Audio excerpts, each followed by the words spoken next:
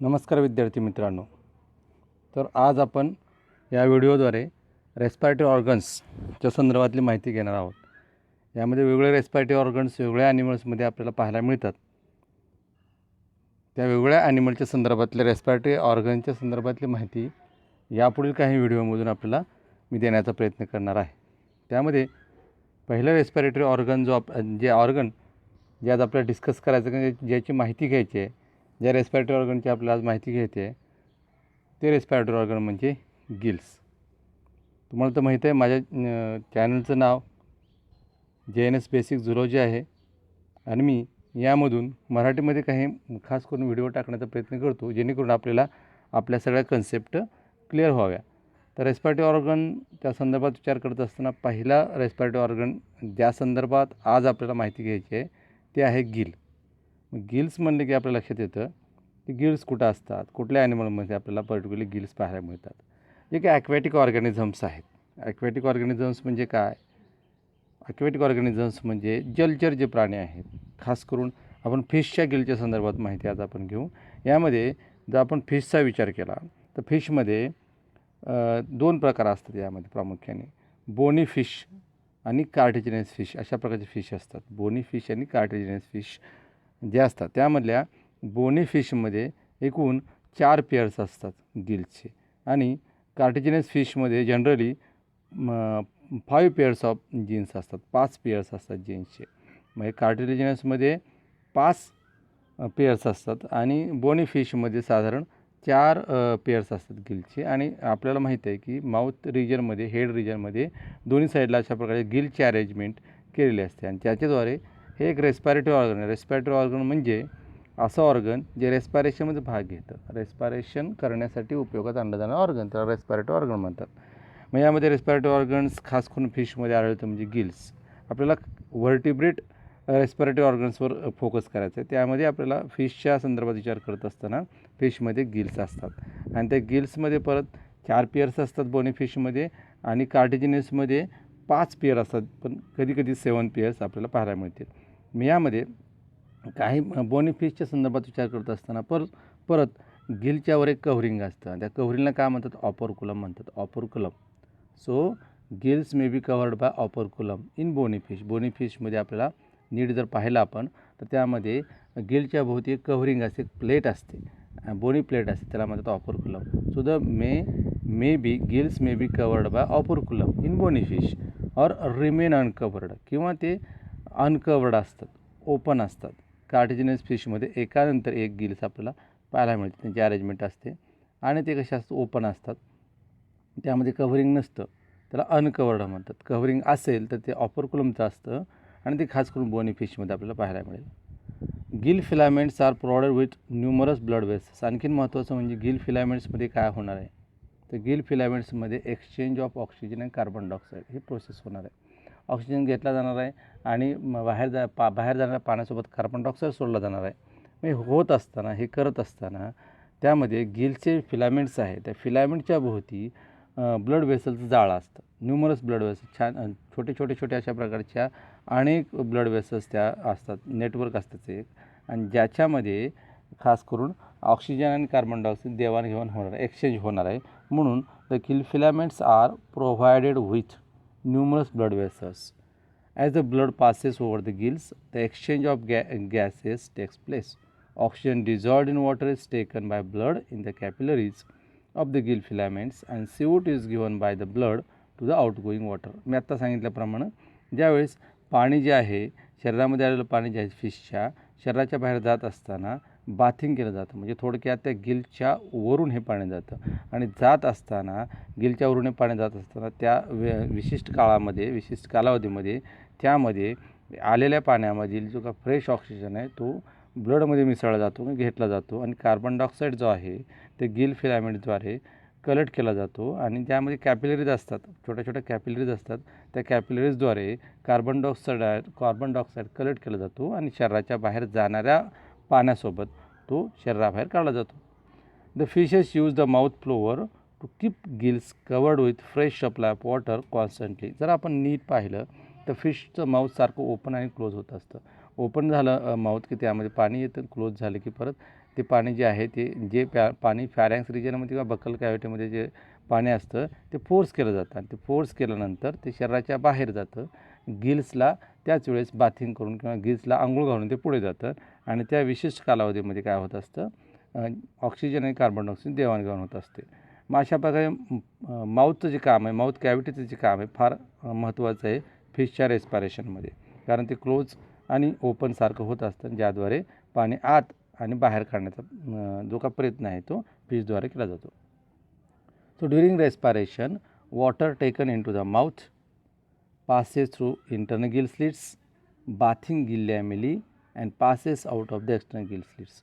म्हणजे माऊथमध्ये आलेलं जे काय वॉटर आहे ते रेस्पायरेशनच्या वेळेस माऊथमध्ये येतं.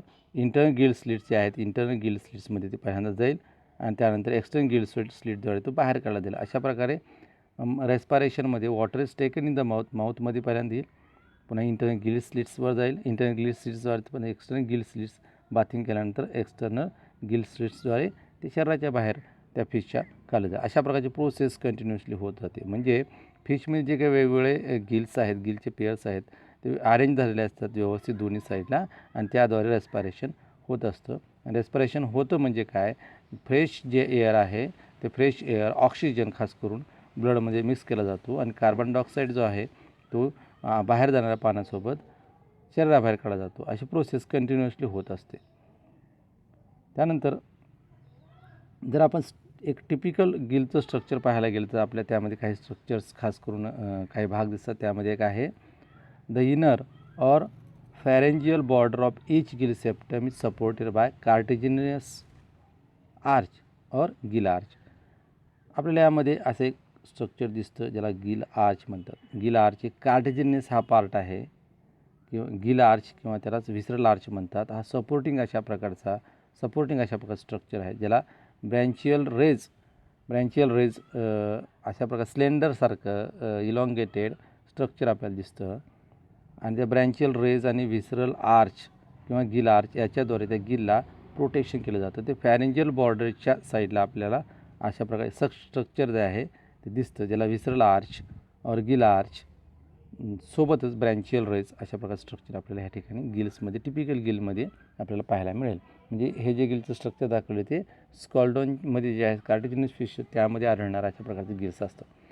The mucous membrane of septum raised into numerous horizontal leaf-like folds called gill lamellae or gill filaments and are richly supplied with blood capillaries. यामध्ये आणखीन काय स्ट्रक्चर दिसतं, त्यामध्ये गिल फिलामेंट दिसतात किंवा गिल लॅमेली दिसतात. हा शब्द चुकलेला, गिल लॅमेली, ॲमेली नाही, गिल लॅमेली.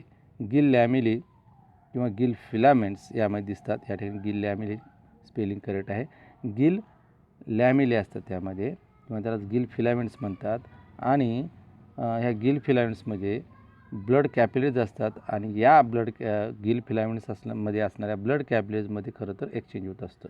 मग गिल फिलामेंट्स एकूण यामध्ये दोन असतात. एक अँटेरियर साईडला गिल फिलामेंट असेल आणि दुसरं गिल फिलामेंट जे आहे ते पोस्टेरियर साईडला असेल. या ठिकाणी डायग्राममध्ये आपल्याला दोन गिल फिलामेंट दिसतात, अँटेरियर गिल फिलामेंट्स आणि posterior gill filaments.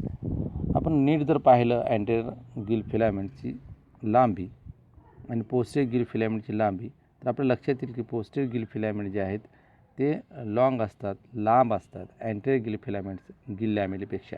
Anterior gill lamellae किंवा गिल फिलामेंट्सपेक्षा posterior gill filaments or gill lamellae काय असतात, लांब असतात थोडेसे. तर यामध्ये टिपिकल स्ट्रक्चर जे आपण पाहतो आहे सध्या गिलचं त्यामध्ये आपल्याला काय काय दिसतं, त्यामध्ये आपल्याला खास करून दिसेल ब्रँचियल रेज, सपोर्टिव्ह रेज त्यामध्ये आहेत. ब्रँचियल रेज म्हणलं जातं किंवा त्याला व्हिसरल आर्च, गिल आर्च असं म्हणतो आपण. त्यानंतर गिल लॅमेलीज असतात किंवा गिल फिलामेंट्स म्हणतात त्यांना. गिल फिलामेंटचे दोन भाग आहेत. एक अँटेरियर साईडला असलेले गिल फिलामेंट्स आहे, दुसरं पोस्टेरियर साईडला गिल फिलामेंट्स आहे. अँटेरियर गिल लॅमेली किंवा गिल फिलामेंट्स हे लहान असतात लांबीला आणि पोस्टेरियर गिल फिलामेंट जे आहेत ते थोडेसे लांब दिसतील आपल्याला. त्या ठिकाणी आणखीन काय स्ट्रक्चर्स यामध्ये दिसतात, जसं की each set makes a half gill called a demi branch or hemi branch, while both the sets attached to gill arch and its gill septum constitutes a complete gill called hollow branch. यामध्ये समजा एकच gill लॅमेली present किंवा gill filament present असेल तर, एकच gill filament present असेल तर त्या गिलला काय म्हणतात, डेमी ब्रँच किंवा हेमी ब्रँच म्हणतात. डेमी ब्रँच किंवा हेमी ब्रँच किंवा त्याला आपण इनकम्प्लीट गिल म्हणू शकतो. आणि समजा दोन्ही गिल फिलामेंट्स गिल लॅमेली प्रेझेंट असतील तर त्याला होलो ब्रँच किंवा त्याला आपण कंप्लीट गिल म्हणू शकतो. म्हणजे ज्या गिल्समध्ये फक्त एक गिल फिलामेंट प्रेझेंट असेल त्याला डेमी ब्रँच हेमी ब्रँच आपण म्हणू शकतो. आणि ज्यावेळेस दोन्ही गिल फिलामेंट प्रेझेंट असतील तर त्या कंडिशनमध्ये असणाऱ्या गिल्सला होलो ब्रँच म्हणतात. The posterior demibranch of a septum has longer lamellae than those of the anterior demibranch. म्हणजे पोस्टेरियर डेमी ब्रँच किंवा पोस्टेरियर गिल लॅमेली जे आहे ती लॉंगर आहे अँटेरियर गिल लॅमेलीपेक्षा. A gill pouch thus contains 2 demibranch belong to 2 adjacent gills. एका गिल्सला अशा प्रकारे दोन आपल्याला डेमी ब्रँच दिसतात किंवा दोन गिल फिलामेंट किंवा गिल लॅमेलीज दिसतात. आणि दोन्हीच्यामध्ये एक स्ट्रक्चर आहे इंटरब्रँचियल सेप्टम. दोन्ही गिल लॅमेलीच्यामध्ये एक आपल्याला स्ट्रक्चर दिसतं त्याला काय म्हणतात, इंटरब्रँकियल सेप्टा किंवा इंटरब्रँकियल सेप्टम असं म्हणलं जातं. इंटरब्रँकियल सेप्टा जे आहे ते एक्सटेंड झाल्यासारखं दिसेल आपल्याला beyond their gill lamellae to form a flap which protect the gills as well as external gill slits. ठीक आहे. इंटरब्रँचियल सेप्टा जे आहेत, इंटरब्रँचियल सेप्टा दोन गिल लॅमेलीमध्ये प्रेझेंट आहे आणि ज्याचं काम आहे ते फ्लॅपसारखं काम करतात. म्हणजे एक्सटर्नल जे लेयर्स आहेत, एक्सटर्नल गिल पोर्स आहेत त्यांना क्लोज करण्याचं काम या सेप्टाद्वारे केलं जातं. अशा प्रकारचं स्ट्रक्चर आपल्याला टिपिकल गिलमध्ये दिसेल. आणखीन काय काय यामध्ये राहिलेले काही भाग यामध्ये दिसतात ज्यामध्ये आहेत ॲफरंट ब्रँकियल आर्टरी, इफरंट ब्रँकियल आर्टरी, त्यासोबत काही नर्व्ज आहेत गिल्सला कनेक्टेड, त्याची पण माहिती आपल्याला या डायग्राममध्ये मी देण्याचा प्रयत्न करतो. यामध्ये काय काय आहे, ॲफरंट ब्रँकियल आर्टरी आहे, ॲफरंट ब्रँकियल आर्टरी. ॲफरंट ब्रँकियल आर्टरी एक आहे आणि इफरंट ब्रँकियल आर्टरी या दोन आहेत. ॲफरंट ब्रँकियल आर्टरी म्हणजे अशा प्रकारची आर्टरी जे ब्लड घेऊन येण्याचं काम गिल्समध्ये, गिल्सकडे ब्लड वाहून आणण्याचं काम ॲफरंट ब्रँकियल आर्टरीद्वारे केलं जातं. आणि इफरंट ब्रँकियल आर्टरीद्वारे ज्या दोन आहेत त्या म्हणजे अँटेरियर इफरंट ब्रँकियल आर्टरी आणि posterior efferent branchial artery याच्याद्वारे blood जे आहे जे गिलमध्ये आलं जे ब्लड आहे ते वाहून नेण्याचं काम, गिलपासून दूर नेण्याचं काम anterior efferent branchial artery, posterior efferent branchial artery करतात. म्हणजे ॲफरंट म्हणजे टूवर्ड्स म्हणजे च्याकडे, म्हणजे गिलकडे ब्लड घेऊन येणारं जे काय ब्लड वेसल त्याला ॲफरंट म्हणतात. इफरंट म्हणजे अवे फ्रॉम, इफरंट म्हणजे अवे फ्रॉम म्हणजे च्यापासून दूर नेणं, म्हणजे गिल्सपासून दूर नेण्याचं काम, ब्लड दूर नेण्याचं काम जे करतात त्यांना इफरंट ब्रँकियल आर्टरी म्हणतात. म्हणजे ॲफरंट ब्रँकियल आर्टरीज एक आहे, सिंगल आहे आणि इफरंट ब्रँकियल आर्टरीज ह्या दोन आहे. त्याचसोबत आणखीन एक कार्टिजिनस पार्ट ह्या ब्लड ह्याच्यामध्ये गिल्समध्ये दिसतो ज्याला एपी ब्रँकियल कार्टिलेज म्हणतात. हा एपी ब्रँकियल कार्टिलेज हा थोडासा सपोर्टिव्ह अशा प्रकारचा पार्ट आहे गिल्ससाठी. आणखीन काही यामध्ये स्ट्रक्चर दिसते, त्यामध्ये प्री ट्रिमॅटिक नर्व आहे, पोस्ट ट्रिमॅटिक नर्व आहे. प्री ट्रिमॅटिक नर्व आणि पोस्ट ट्रिमॅटिक नर्व यामध्ये क्रॅनियल नर्वचा अभ्यास करत असताना आपल्याला लक्षात येतं की यामध्ये 10th क्रॅनियल नर्व जे आहे त्या 10th क्रॅनियल नर्वचे गिलमध्ये गेल्यानंतर 3 भाग होतात. 10th क्रॅनियल नर्व्स गिल्समध्ये गेल्यानंतर त्याचे 3 वेगवेगळे पार्ट होतात. यामधून एक असते प्री ट्रिमॅटिक ब्रँच असते, दुसरी पोस्ट ट्रिमॅटिक असते आणि मधली जी असते फॅरेंजियल असते. तर त्या प्रकारे यामध्ये प्री ट्रिमॅटिक नर्व आणि पोस्ट ट्रिमॅटिक नर्व यामध्ये दिसतात ज्या गिलला इनर्वेट करण्याचं काम सतत करत असतात. आणि शेवटी आपल्याला यामधून अरेंजमेंट कशी असते गिलचे दोन वेगवेगळ्या प्रकारच्या फिशमध्ये ते पाहायचे. त्यामध्ये एक आहे बोनी फिशमध्ये. बोनी फिशमध्ये गिल फिलामेंट्स एकावर एक अटॅच झाल्यासारखे दिसतात, एकावर एक अटॅच झाल्यासारखे दिसतात, एकावर एक अटॅच झाल्यासारखे बुकसारखे, बुकचे जसे पेजेस असतात तशा प्रकारे एकावर एक अटॅच झालेले गिल फिलामेंट्स आपल्याला बोनी फिशमध्ये आढळतात. त्याच्याभोवती एक कव्हरिंग असतं, एकावर एक अटॅच झालेले दिसतात. तर आणि त्यावरती एक प्लेट असते आणि ती प्लेट जी बोनी प्लेट असते त्याला काय म्हणतात, त्याला म्हणतात ऑपरकुलम.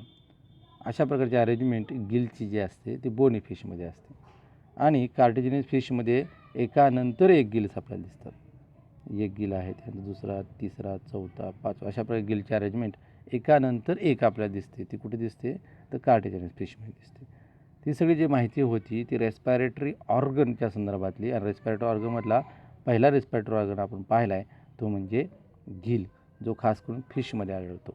तर त्याची सर्व माहिती आपण आज घेतलेली आहे. यापुढच्या व्हिडिओमध्ये आपल्याला आणखीन रेस्पायरेटरी ऑर्गन्सची माहिती वेगवेगळ्या व्हर्टिब्रेट ग्रुपमधील, वेगवेगळ्या ग्रुपमधील, क्लासेसमधील व रेस्पायरेटरी ऑर्गनची माहिती आपल्याला यापुढील व्हिडिओमध्ये आपल्याला घेण्याचा प्रयत्न आपण करणार आहोत. तर सर्वांचे परत एकदा धन्यवाद, तुम्ही हा व्हिडिओ पूर्ण पाहिल्याबद्दल. आणि यापुढील व्हिडिओ असेच पाहत राहा. धन्यवाद.